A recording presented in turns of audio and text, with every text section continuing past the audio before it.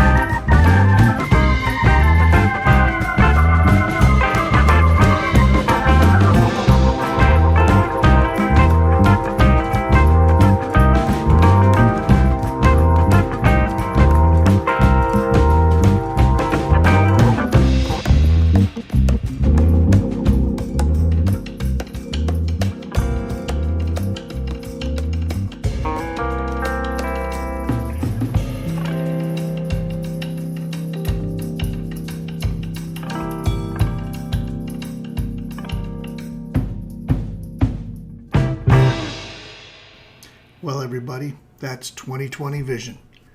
I'm Bryan Diehl. Thanks for coming along. Look for the good in 2021. Happy New Year, everybody.